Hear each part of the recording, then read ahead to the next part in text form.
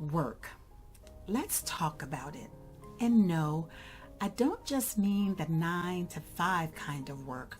For some of us, work might look like managing a household, raising kids, caregiving, volunteering, or running your life like a one-woman empire. Whatever your work looks like, here's a bold truth. You deserve to love it, or at least not dread it. And if that feels like a stretch right now, don't worry. We're here to figure out how to remake your work so that it works for you. Let me clear something up right away. Work does not have to be the enemy. I mean, sure, it can feel like that some days, especially when you're knee-deep in tasks, to-dos, and a mountain of emails, or laundry for that matter. But here's the thing, work has a purpose. It's where we use our gifts, our talents, and our creativity. It's how we contribute to something bigger than ourselves. The real challenge? Making sure that work doesn't take over our lives. All right, let's do a quick check-in.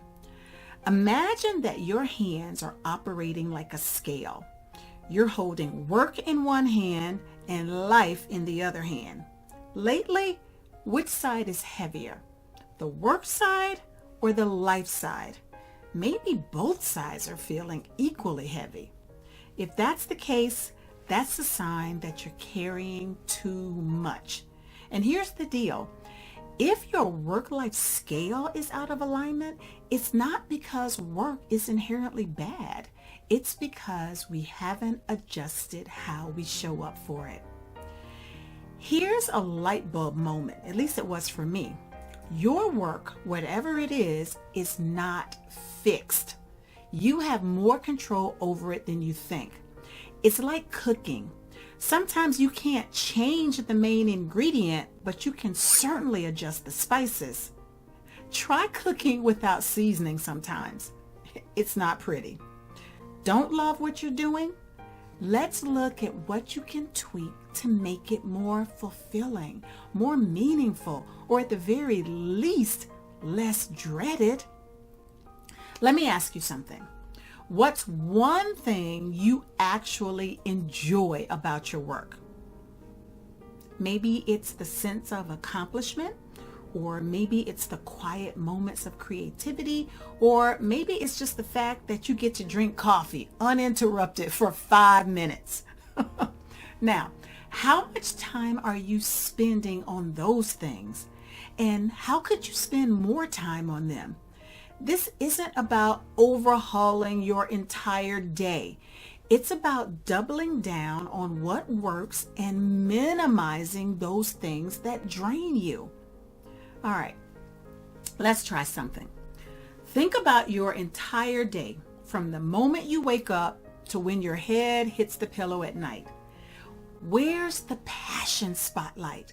What's one moment that makes you feel genuinely alive, like you're doing something that matters? Got it? Okay, now here's the challenge. How can you create more of that? Even those small shifts can turn up the volume on those fulfilling moments. This week, I want you to do one thing to make your work, whatever it looks like, better. Maybe it's delegating a task. Maybe it's carving out time for what you love most, or maybe it's setting a boundary that protects your energy. Just one thing. That's it. And if you're thinking, well, Teresa, I don't know where to start, ask yourself this. What's the smallest change that would make the biggest difference? Start there. And hey, listen, your job does not define you. You define your job. Whether you're managing a household, navigating retirement, running a business, or working a 9 to 5, you have the power to shape how you show up and how it fits into your life. So, are you ready to remake your job and love it? Or at least like it a little more? Remember, small shifts lead to big changes. And hey, if all else fails, there's always coffee and there's always chocolate. That's it for now. I'll see you next week for Battle Plan 13, ditching work-life balance for work-life fit. Until then, be well.